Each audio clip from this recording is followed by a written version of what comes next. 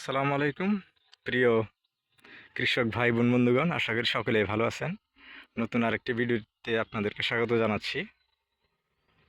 আপনারা দেখতে পারতেছেন যে আমার সামনে সোনালী আভা, এগুলো হচ্ছে প্রণোদনার গম, অফিস থেকে দেওয়া হয়েছিল।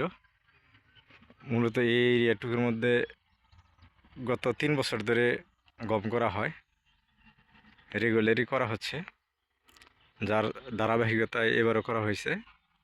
আমি আজকে আবার আসছি যে ফসলের কী অবস্থা।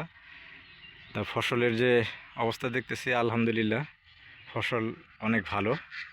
আশা করতেছি যে এর ফলনও অনেক ভালো হবে।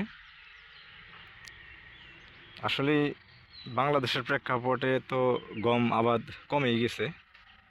যে সমস্ত জমিগুলো টান জমি এবং কি পরবর্তীতে খরিফ ওয়ানের সবজি করবেন, এরকম যদি কোনো জমি থাকে, সেক্ষেত্রে অনায়াসে আপনারা গম করতে পারেন। আর আমাদের এমন একটা অবস্থা হয়ে গেছে যে সবাই ধানের উপর নির্ভরশীল হয়ে গেছে, ম্যাক্সিমাম লোকই ধান করে। কিন্তু এই সবজি, গম বা এই জাতীয় জিনিসগুলো যে গুরুত্বপূর্ণ ভূমিকা রাখে, সেগুলো আমরা ভুলেই যাই।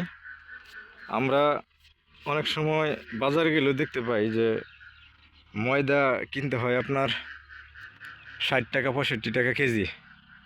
সেই তুলনায় পুষ্টির গুণ যদি বিবেচনা করা হয়, গম কিন্তু অনেক পুষ্টিকর একটি খাবার। অন্যান্য দেশে যেমন দেখা যায় সৌদি আরব, ওমান বা অন্যান্য দেশে, কিন্তু তারা কিন্তু রুটির উপরেই বেস করে তাদের প্রধান খাদ্যটা চালিয়ে থাকে। এটার মধ্যে শক্তিগুণটা কিন্তু অনেক। আসলে আমরা অভ্যস্ত হয়ে গেছি ভাত খেয়ে খেয়ে, ঠিক আছে, যার কারণে আসলে এই গণ্ডির থেকে আমরা বের হইতে পারতেছি না।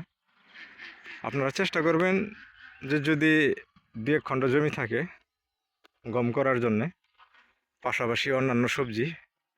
আর আরেকটা বিষয় লক্ষ্য রাখতে হবে যে একই ফসল যদি একই জমিতে বারবার করা হয়, সেক্ষেত্রে ওই ফসলের কিন্তু কার্যকরী ক্ষমতা কমে যায়, ফলন কমে যায়। সুতরাং আপনারা যদি নির্দিষ্ট সময় অন্তর অন্তর যদি ভিন্নতা আনেন ফসলে, তাহলে মাটির গুণাগুণও ভালো থাকে এবং গুরুত্বপূর্ণ উপাদানগুলো সে মাটি থেকে নিয়ে তার অবস্থানটা তৈরি করে ভালো ফলনটা দিতে পারে। পরবর্তী আরেকটি ভিডিওতে আপনাদের সাথে দেখা হবে। সেই পর্যন্ত আজকে বিদায় নিচ্ছি।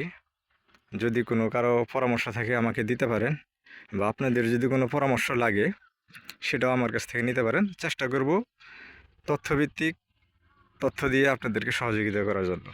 আল্লাহ হাফেজ।